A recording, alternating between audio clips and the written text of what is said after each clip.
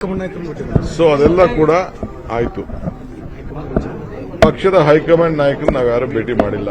ಬರೀ ಸುರ್ಜೇವಾಲ ಅವರು ನಮ್ಮ ಇನ್ಚಾರ್ಜ್ ಜನರಲ್ ಸೆಕ್ರೆಟರಿ ಹತ್ರ ಅವರು ನಮ್ಮ ಕಾರ್ಯಕರ್ತರಿಗೆ ನಾವು ಇನ್ನ ಸ್ಥಾನಮಾನಗಳನ್ನ ಏನು ಉಳ್ಕೊಂಡಿದೆ ಅದನ್ನೆಲ್ಲ ಕೊಡಬೇಕು ಅನ್ನೋ ವಿಚಾರ ಕೂಡ ದೀರ್ಘವಾಗಿ ಚರ್ಚೆ ಮಾಡಿದ್ದಾರೆ. ಇನ್ನ ಮಂತ್ರಿಗಳ ಹತ್ರ ಅವ್ರ ಮಾತಾಡಬೇಕು. ಅದಾದ್ಮೇಲೆ ಏನೇನು ಉಳ್ಕೊಂಡಿದೆ ಅವರು ಕೂಡ ಆದಷ್ಟು ಲೇಟ್ ಆಗಿದೆ ಈಗಾಗಲೇ ಅವ್ರಿಗೆ ಕೊಡಬೇಕು. ಒಂದೊಂದು ಕ್ಷೇತ್ರಕ್ಕೆ ಒಬ್ಬರಿಗೆ ಇಬ್ಬರಿಗೆ 3 ಜನಕ್ಕೆ ಕೊಡಬೇಕು ಅಂತ ಕೂಡ ತೀರ್ಮಾನಕ್ಕೆ ಬಂದು ಅವ್ರ ಹತ್ರ ಎಲ್ಲ ಹೆಸರನ್ನ ಪಡ್ಕೊಂಡಿದ್ದಾರೆ. ಅದನ್ನ ನಾನು ಸ್ವಲ್ಪ ಆರ್ಗನೈಸೇಷನ್ ಕೆಲಸ ಮಾಡಿದವರಿಗೆ ಒತ್ತು ಕೊಡಬೇಕು ಅನ್ನೋದು ಕೂಡ ನಾನು ಪಕ್ಷದ ಅಧ್ಯಕ್ಷನಾಗಿ ಮುಂದಕ್ಕಿಟ್ಟಿದ್ದೇನೆ. ಅದು ಕೂಡ ಕೆಲವು ಹೆಸರುಗಳನ್ನು ನಾವು ಸೂಚಿಸಿದ್ದೇವೆ. ಸದ್ಯದಲ್ಲೇ ಅದು ನೆಕ್ಸ್ಟ್ ರೌಂಡ್ ಈಗ ಒಂದು ಬರ್ತಾರೆ, ತಿರ್ಗಿ 14ನೇ ತಾರೀಕಿನ ಬರ್ತಾರೆ. ಬಂದಾದ್ಮೇಲೆ ಅನೌನ್ಸ್ಮೆಂಟ್.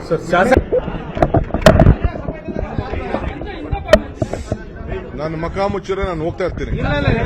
ಕೆಳಗಡೆ ಇಡಿಸಿ.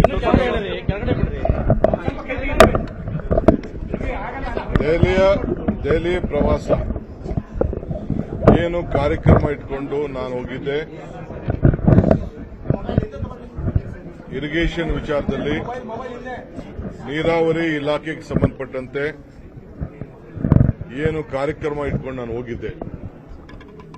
CR ಪಾಟೀಲ್ ಅವರು, ಭೂಪೇಂದ್ರ ಯಾದವ್ ಅವರು, ಪ್ರಹ್ಲಾದ್ ಜೋಶಿ ಅವರು ಅವರೆಲ್ಲ ಭೇಟಿ ಮಾಡಿದ್ದೇನೆ. ಸೋಮಣ್ಣವರು ಕೂಡ ಒಂದು ಸಭೆಯಲ್ಲಿ ಅವರು ಕೂಡ ಪಾಲ್ಗೊಂಡಿದ್ರು. ಎತ್ತಿನಹೊಳೆ ಯೋಜನೆ ವಿಚಾರ ನಂಬರ್ 1, ಕಳಸಾ ಬಂಡೂರಿ ವಿಚಾರ ನಂಬರ್ 2, 3ನೇದು ಕೃಷ್ಣಾ ವಾಟರ್ದು ಅವಾರ್ಡ್ ವಿಚಾರ. ಇವೆಲ್ಲ ಕೂಡ ಅವರಿಗೆ ಮಂದಟ್ ಮಾಡಿದ್ದೇವೆ. ಕೃಷ್ಣಾ ಅವಾರ್ಡ್ ವಿಚಾರದಲ್ಲಿ 2ನೇ ಸಭೆ ಮುಂದೂಡಿತ್ತು. ಈಗ ವಾಪಸ್ಸು ನಾನು ಆ ಸಭೆನ ಕರೆದಿದ್ದೇನೆ. ಮಹಾರಾಷ್ಟ್ರ ಮತ್ತು ತೆಲಂಗಾಣ ಆಂಧ್ರ ಕರೆಸ್ತೀನಿ ಅಂತ ಹೇಳಿದ್ದಾರೆ. ನಾವು 1 ಲಕ್ಷ ಚಿಲ್ಲರೆ ಎಕರೆ ನೀರಾವರಿಗೆ ಈಗಾಗಲೇ ಸಜ್ಜು ಮಾಡಿದ್ದೇವೆ. ಅಕ್ವಿಷನ್ ಪ್ರೋಸೆಸ್ ಕೂಡ ನಾವು ಪ್ರಾರಂಭ ಮಾಡಿದ್ದೇವೆ ಅನ್ನೋದು ಕೂಡ ನಾನು ಅವರಿಗೆ ಮಂದಟ್ ಮಾಡಿಕೊಟ್ಟಿದ್ದೇನೆ. ಅದಕ್ಕೆ ಅವ್ರನ್ನೂ ಕರೆದು ಮಾತಾಡ್ತೀವಿ ಅಂತ ಹೇಳಿದ್ದಾರೆ.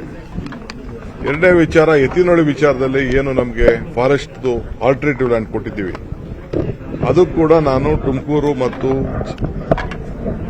ಹಾಸನ ಜಿಲ್ಲೆ ಜಮೀನ ಕೊಟ್ಟಿರೋದನ್ನು ಕೂಡ ನಾನು ಗಮನಕ್ಕೆ ತಂದು ಪೋರ್ಟಲ್ ಅಲ್ಲಿ ಹಾಕಿದ್ದೇವೆ. ಅದು ಕೂಡಲೇ ಅನುಮತಿ ಕೊಡ್ತೀವಿ ಅಂತ ಹೇಳಿದ್ದಾರೆ. ಮಾದಾಯಿ ವಿಚಾರದಲ್ಲಿ ಅವರು ಗೋವಾ ಸಿಎಂ ಅವ್ರದ್ದು ಮತ್ತು ಪ್ರಹ್ಲಾದ್ ಜೋಶಿ ಅವರು ಒಂದು ಮಾತಾಡಲಿ ಅಂತ ಹೇಳಿದ್ರು. ನಾನು ಅದು ಪೊಲಿಟಿಕಲಿ ಅವ್ರ ಸ್ಟೇಟ್ ಹೆಚ್ಚು ಕಮ್ಮಿ ಆಗ್ಬೋದು, ನೀವೇ ನಿರ್ಧಾರ ಮಾಡಬೇಕು. ಆಮೇಲೆ ನಾನು ಲೀಗಲ್ ಟೀಮ್ ಕೂಡ ಅಲ್ಲಿ ಮಾತಾಡಿದ್ದೇನೆ. ಮೋಹನ್ ಕಾತರ್ಕಿ ಮತ್ತು ನಮ್ಮೆಲ್ಲ ಲೀಗಲ್ ಟೀಮು ಮಾತಾಡಿದ್ದೇನೆ. ಆ ಕಾಲದಲ್ಲಿ ಅವರು ನಮ್ಮ ರಾಜ್ಯದಲ್ಲಿ ಮಾಡುವಂತ ಕೆಲಸಕ್ಕೆ ಅಬ್ಜೆಕ್ಷನ್ ರೈಸ್ ಮಾಡಿದ್ದಾರೆ. ನಮ್ಮ ರಾಜ್ಯದಲ್ಲಿ ನಾವು ಮಾಡುವಂತ ಕೆಲಸಕ್ಕಾಗಿ ಈಗಾಗಲೇ ಅದು ಅವಾರ್ಡ್ ಪಾಸ್ ಆಗಿರೋದ್ರಿಂದ, ತೀರ್ಪು ಬಂದಿರೋದ್ರಿಂದ ಅವರೇನು ನಮ್ಮಲ್ಲೇನೋ ಅವರು ಇಂಟರ್ಫಿಯರ್ ಆಗಲ್ಲ ಅನ್ನೋದು ಒಂದು ಒಪಿನಿಯನ್ ಇದೆ. ಅಫಿಷಿಯಲ್ ಒಪಿನಿಯನ್ ನಾನು ಕೇಳ್ತೀನಿ. ಕೇಳಾದ್ಮೇಲೆ ಕೊನೆಗೆ ನಂದೇ ಆದಂತ ತೀರ್ಮಾನವನ್ನು ನಮ್ಮ ರಾಜ್ಯದ ಹಿತಕ್ಕೆ ತೆಗೆದುಕೊಳ್ತೇವೆ. ಈ ಮಧ್ಯದಲ್ಲಿ ಪಾರ್ಲಿಮೆಂಟ್ ನಡೆಯುವ ಕೂಡ ನಾನು ಎಲ್ಲ MPs ಕೂಡ ಭೇಟಿ ಮಾಡ್ತೇನೆ.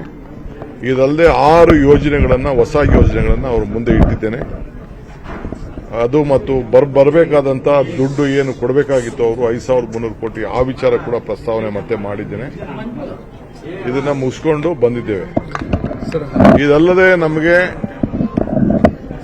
ಕೆಲವು ಅನೇಕ ಯೋಜನೆಗಳಿಗೆ ಮತ್ತು ಮುಖ್ಯಮಂತ್ರಿಗಳು, ನಾನು ಮತ್ತು ನಮ್ಮ ಇಂಡಸ್ಟ್ರೀಸ್ ಮಿನಿಸ್ಟರ್ ನಾವೆಲ್ಲ ಸೇರಿ ಡಿಫೆನ್ಸ್ ಕಾರಿಡಾರ್ ಬಗ್ಗೆ ಕೂಡ ಪ್ರಸ್ತಾವನೆ ಮಾಡಿದ್ದೇವೆ. ನಮಗೆ ಬೇಕಾದಂತ ಕೆಲವು ಜಮೀನನ್ನು ಕೂಡ ಇಲ್ಲಿ ಒದಗಿಸಿಕೊಡಬೇಕು ಅಂತ ನಮ್ಮ ಬೆಂಗಳೂರು ಸಿಟಿಲಿ ಈ ಟ್ರಾಫಿಕ್ ಕಂಜೆಷನ್ಗಿನ್ನ ಮೆಟ್ರೋಗೆ, ಟನಲ್ಗೆ ಎಲ್ಲ ಕೂಡ ಕೆಲವು ಜಮೀನು ಬೇಕು. ಅದು ಕೂಡ ಕೇಳಿದ್ದೇವೆ. ಅದಕ್ಕೂ ಕೂಡ ನಾವೀಗಾಗಲೇ ಪೋರ್ಟಲ್ ಪೋಸ್ಟ್ ಮಾಡಿದ್ದೇವೆ. ಅದು ಕೂಡ ಅವರ ಗಮನಕ್ಕೆ ಸೆಳೆದಿದ್ದೇವೆ. ಅದನ್ನು ಕೂಡ ಗಮನಿಸ್ತೀವಿ ಅಂತ ಹೇಳಿದ್ದಾರೆ.